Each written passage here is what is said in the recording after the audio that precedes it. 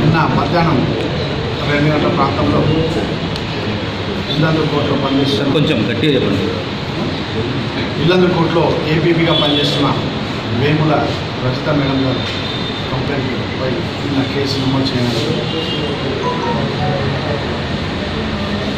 ఒక 2 వ్యక్తులు ఇల్లందుకోట ఆవరణలోకి వచ్చి మేడం గారిపై దాడి చేయడానికి వచ్చినప్పుడు ఆ ఇన్ఫర్మేషన్ మీద మా పోలీసు వారికి చెప్పగా పోలీసు వారు వెళ్ళి 2 మనుషులు పట్టుకొని రావడం జరిగింది.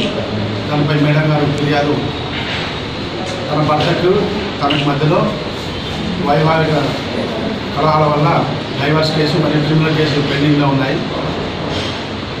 దానివల్ల తనను చంపడానికి ఒక 2 మనుషులను అరేంజ్ చేసుకొని సుపారీ 3 లక్షలు వచ్చి చంపమని ఇద్దరిని పంపించాలని చెప్పగా అట్టి ఫిర్యాదుపై నిన్న కేసు నమోదు చేసి ఈరోజు దర్యాప్తు చేస్తున్నాము.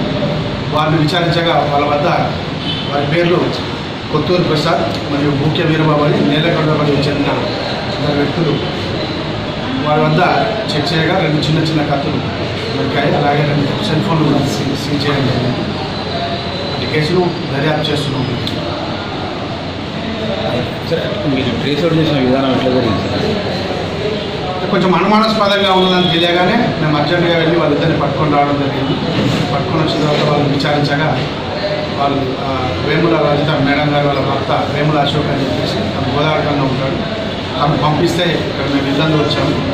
తను ఒక కదలికలు మొత్తం తెలుసుకొని